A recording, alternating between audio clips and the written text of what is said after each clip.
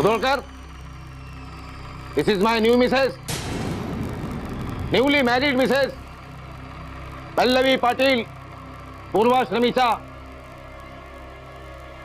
आणि आत्ताच्या पल्लवी सन्माननीय दादासाहेब होळकर.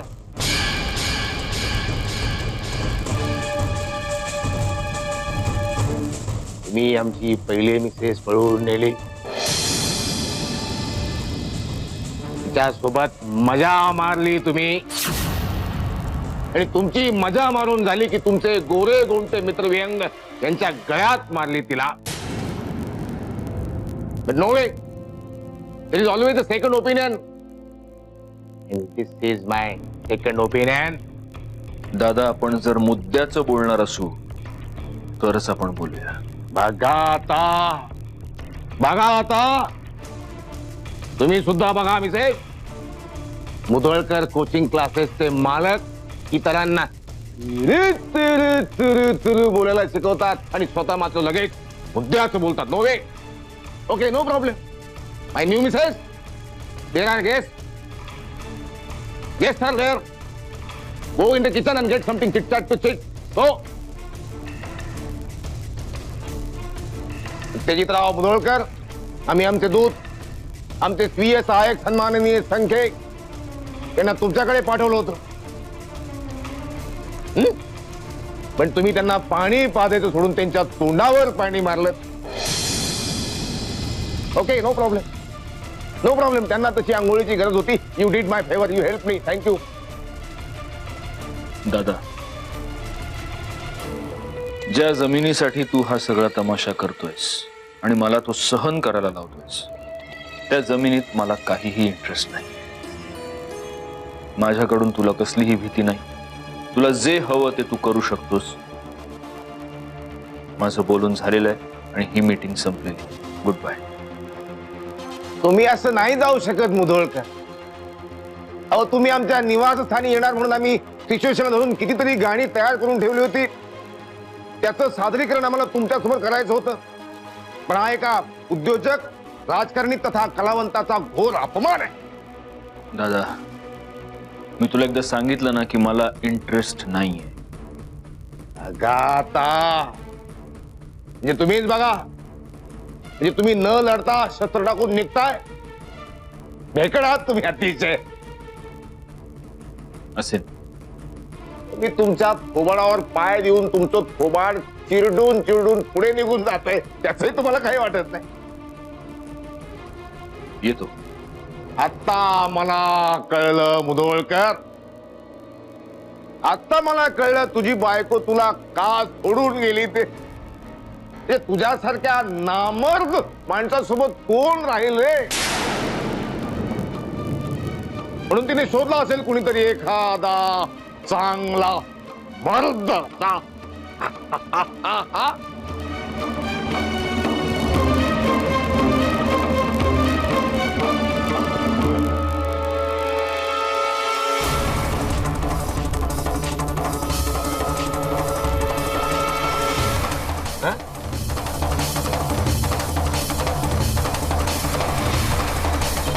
दादा, तुझा जीव किती, तू कोकलतोस किती. आता वय झालं तुझं. बघ, दाढीचे केस पण पांढरे झाले. असाच गपकन हार्ट अटॅक येऊन जर मेलास तर नुकसान कोणाचंच होणार नाही. कारण स्वतःची पुढची पिढी पैदा करण्यात काही मर्द तू नाहीये.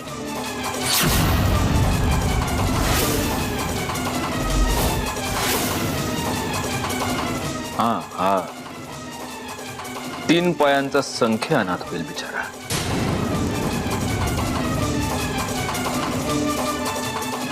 बघ, काळजी घे जरा. Take care.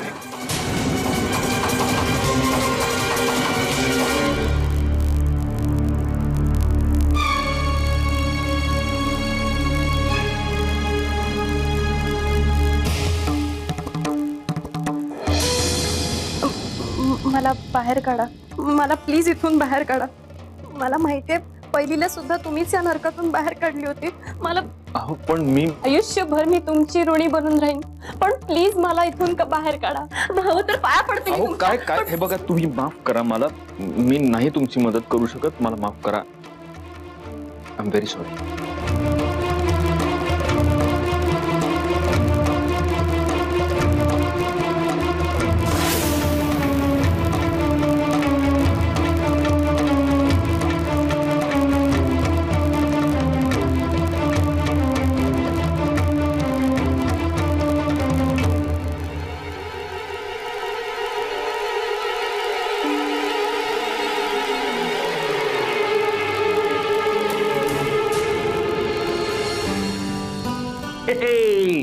ओय चिमणे,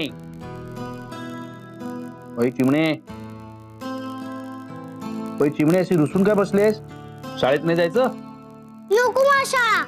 ओ नको तर नको शाळा, नाहीतरी शाळेत जाऊन कोणाचं भलं झालंय आहे की नाही. चल आपण मस्तपैकी ना गेमिंग झोनला जाऊया. गेमिंग झोन पण नको मला.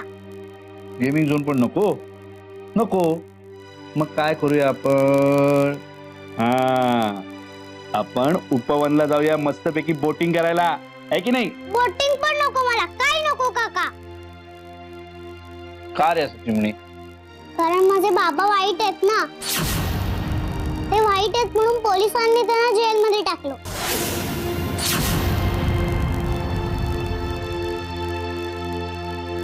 हे चिमणे, कुठलाही माणूस कधीही पूर्ण वाईट किंवा पूर्ण चांगलं असं नसतं. आता मला सांग, तुझी आई वाईट आहे का चांगली? खूप चांगली आहे. पण कधी कधी तुला असं वाटतं की नाही की तुझी आई खूप वाईट आहे म्हणून? वाटतं की नाही? ते ती ओरडते तेव्हा. अगं तसंच आहे, तुझे बाबा तुझ्या आईला कधीतरी ओरडले असतील म्हणून आजोबांना तुझे बाबा वाईट वाटतात. मग पोलिसांनी त्यांना जेलमध्ये का टाकलं? अगं मोठ्या माणसांच्या खोट्या गोष्टी असतात त्या. म्हणजे बाबा वाईट नव्हते?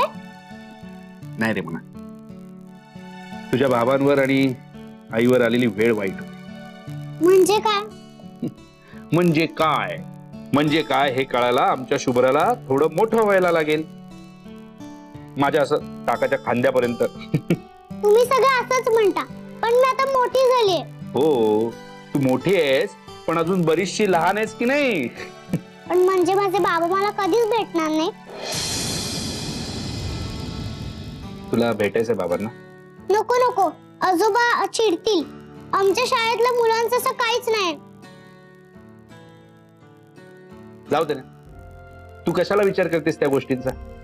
मी तुला मस्तपैकी चॉकलेट घेऊन येतो. मला काहीच नको चॉकलेट बिकलेट.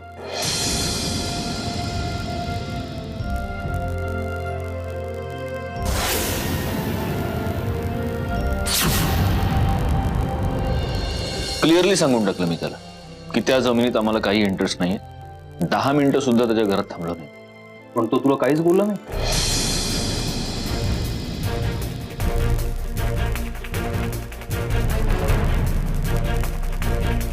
मी आमची पहिली मिसेस पळवून नेली, तिच्यासोबत मजा मारली तुम्ही, आणि तुमची मजा मारून झाली की तुमचे गोरे गोंटे मित्र व्यंग यांच्या गळ्यात मारली तिला. आता मला कळलं तुझी बायको तुला का सोडून गेली ते. ते तुझ्यासारख्या नामर्द माणसासोबत कोण राहील रे, म्हणून तिने शोधला असेल कुणीतरी एखादा चांगला मर्द.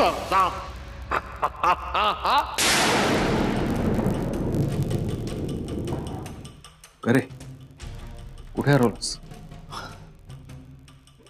झूला सुट्टी असली म्हणून माकड चाळे करायचं थांबतं का? काय म्हणाला? काय महत्वाचं नाहीये. पण माझ्या आणि मंजू बद्दल तर नक्कीच काहीतरी बोलला असेल. नाही,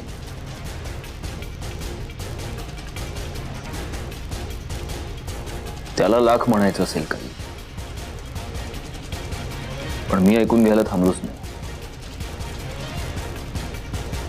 बरं, आणखीन एक महत्वाची गोष्ट. काय? त्यानं पुन्हा लग्न केलंय.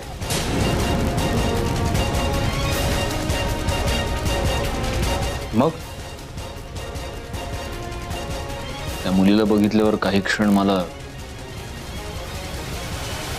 मला मंजुषाचीच आठवण झाली. तीच बळजबरी, तीच दहशत, सगळं तेच. मुलगी कोण आहे? मी जेव्हा तिथनं निघत होतो तेव्हा त्या मुलीनं मला गाठलं आणि मला प्लीज इथून बाहेर काढा. मला माहितीये पहिलीला सुद्धा तुम्हीच या नरकातून बाहेर काढली होती. मला पण मी आयुष्यभर मी तुमची ऋणी बनून राहीन, पण प्लीज मला इथून बाहेर काढा. भाऊ तर पाया पडते मी अहो तुमच्या. काय हे बघा, तुम्ही माफ करा मला. मी नाही तुमची मदत करू शकत, मला माफ करा. I am very sorry. मग काय, मी निघून आलो तिथून. मी काय करणार? तू त्या मुलीला मदत करणार नाहीयेस? मी तिला काय मदत करणार? आणि मला त्या मुलीची कितीही दया येत असली तरी आता दुसऱ्याच्या प्रकरणात मी माझी मान अडकवायला जाणारच नाही. मला ते परवडण्यासारखंच नाही. पण एक आहे, त्या मुलीची माहिती काढून ठेवायला हवी. अरे जर त्या मुलीला तू मदतच करणार नाहीयेस मग तिची माहिती तरी कशाला? व्यंग मंजुषा दादाच्या एका गुन्ह्याची साक्षीदार होती. या मुलीचंही तसंच काहीतरी असेल तर? माहिती असलेली बरी ना. असलेली माहिती आपल्याला कधीही कामी येऊ शकते, आपल्या बचावासाठी. ठीक आहे, मी आपल्या कुठल्या तरी माणसाला कामाला लावतो. काय रे, काय लागतं? कळलंच नाही रे मला. अचानक गरगरलं एकदम आणि शुगर कमी झाली असेल, खायला घेऊन येत. नाही नको. काय नाही, गेले अनेक दिवस जागरण खूप होत आहेत माझी, म्हणून झालेत, बाकी काय नाही. तू काय बोलत होतास? नक्की? हो तू बोल ना, बोल.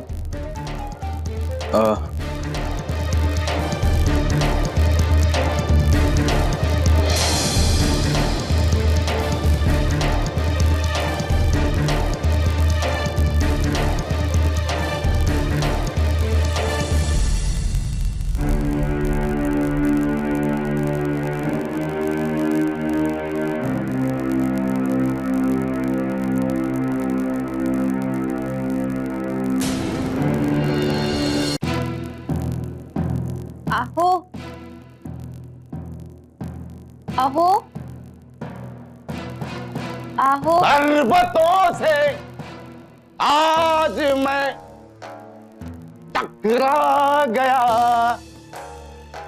तुमने दी आवाज दिलों में आ गया. खूप बरं वाटलं म्हणून सांगतो तुम्हाला. या कानाला एवढं बरं वाटलं म्हणून सांगतो तुम्हाला. आहो, इतकी प्रेमळ हात बऱ्याच वर्षांनी आम्हाला कोणतरी मारली. तुम्ही कोकळ कंटी आहात. आणखी एकदा बनमोर म्हणा. मारा आम्हाला, हाक मारा लवकर. तुमचा हात हवा आम्हाला, मारा हाक मारा आम्हाला, मारा.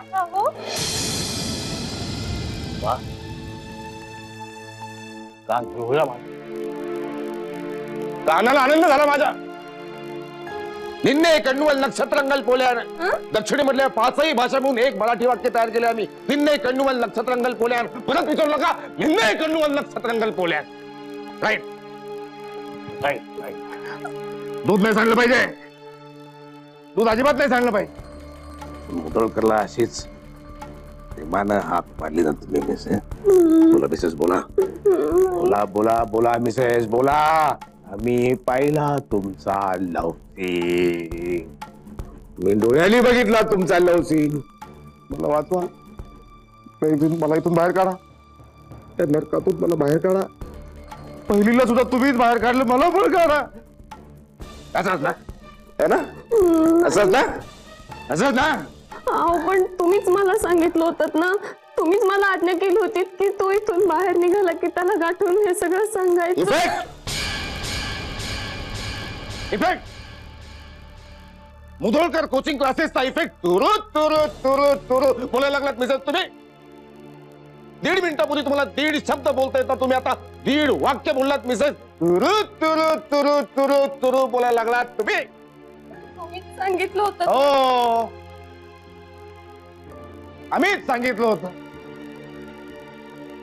आम्ही स्वतः तुम्हाला त्या मुधोळकरच्या अंगावर सोडला होता, कारण तो आमच्या लहानचा भाग होता. पण त्याच्या अंगाला हात लावायला तुम्हाला कुणी सांगितलं होतं? नाही काय नाही, तुम्ही हात धरला त्याचा. असा हात धर, दूध नाही सांडलं पाहिजे तुम्हाला सांगतो. तुम्ही उधळकरच्या अंगाला हात लावला, स्पर्श केला, त्याला गत्त धरला त्याचा हात. तुम्ही कुठं बोलता तुम्ही? त्याची पनिशमेंट तुम्हाला मिळणार. असल्या कृतीची पनिशमेंट तुम्हाला मिळणार मिसेस. आणि असल्या कृतीला काय म्हणतात माहिती? मौके पे चौका मारणे म्हणतात. चान्स पे चान्स मारणे असं म्हणतात त्याला. पण याची तुम्हाला पनिशमेंट मिळणार. You will get a punishment. आमच्या नृत्य कौशल्याबद्दल तुम्ही अवगत असालच. तुम्हाला माहित असेलच आमचं नृत्य कौशल्य कसं आहे की नाही?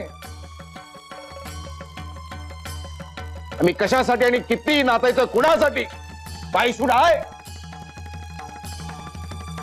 आम्ही गीत सादर करणार, तुम्ही नृत्य सादर करायचं.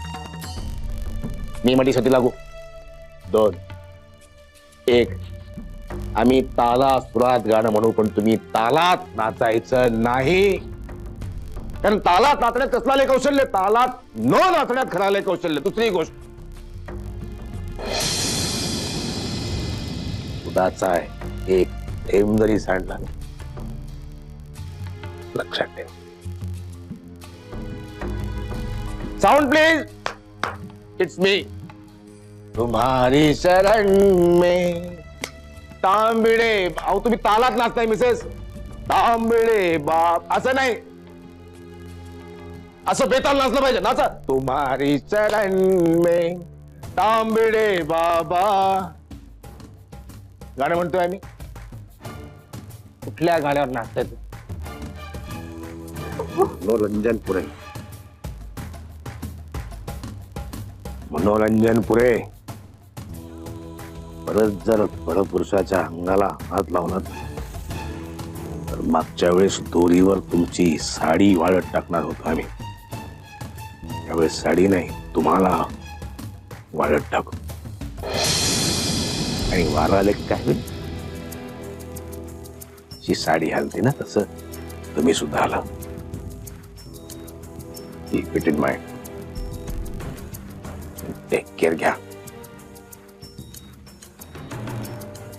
माहिती दूध.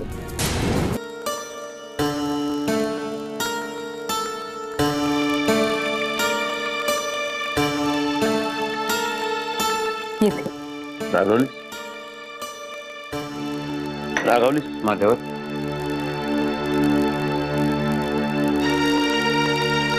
तुमच्यावर मी रागावू शकत नाही, माहितीये तुम्हाला. पण काल रात्री तुम्ही जे काय केलं ते करण्याची काही गरज होती असं नाही वाटत मला. मला वाटतं गरज होती. गरज होती. तेव्हा केव्हा ना केव्हा हे करावं लागणारच होतं. ते मी काल केलं म्हणण्यापेक्षा ते झालं. आता तो फोटो तिने पाहिलाच नसता तरी सुद्धा ते झालं ते एका अर्थी बरंच झालं असं मला वाटतं. ते बघ म्हणू, गोष्टी जोवर पडद्याआड असतात ना तोवर त्यांच्याबद्दल उत्सुकता वाटत असते. पण एकदा पडदा दूर केला आणि सगळ्या गोष्टी उघड्या केल्या ना की मग उत्सुकता संपून जाते. मग प्रश्नांचा गोंधळ मनामध्ये उरतच नाही ना. आपले वडील कुठे आहेत म्हणून तुला 1000 वेळा शुभ्राने प्रश्न विचारलेत आणि समाधानकारक उत्तर न देता आल्यामुळे तुझी होणारी चिडचिड, तुझ्यात आणि तिच्यात होणारे वाद, हे सगळं कशासाठी?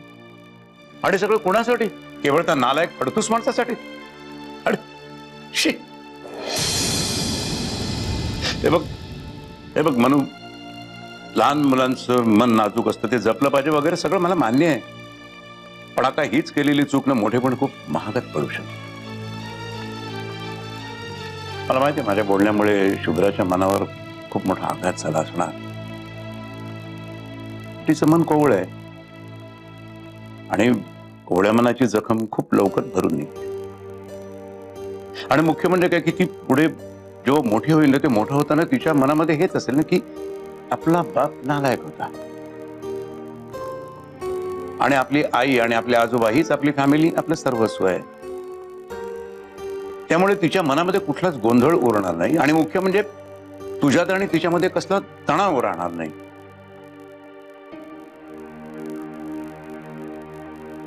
तुम्ही वडील आहात माझे. माझ्या चांगल्याचा विचार करूनच केलं असेल तुम्ही सगळं. पण बाबा, काल जे काही घडलं त्यानंतर शुभ्राचा चेहरा बघवत नव्हता मला. हे बघ मनू, लहान मुलं जर पडली खेळताना तर मग आपण आपलं मन घट्ट करतोच ना. तेव्हा तो नालायक माणूस जेव्हा तुझी छळवणूक करत होता, तुला छळत होता, त्यावेळेस माझ्या काळजाला सुद्धा घर पडत होतीस. तरी सुद्धा मी माझं मन घट्ट करून माझ्या मनावर दगड ठेवलंच ना, सहन केलं ना सगळं. पण ते काहीही असलं तरी त्यांचं शुभ्रावर जीवापाड प्रेम होतं आणि तिच्या मनात त्यांच्याबद्दल त्याचा विचार करायची मला गरज वाटत नाही. पण मला वाटते.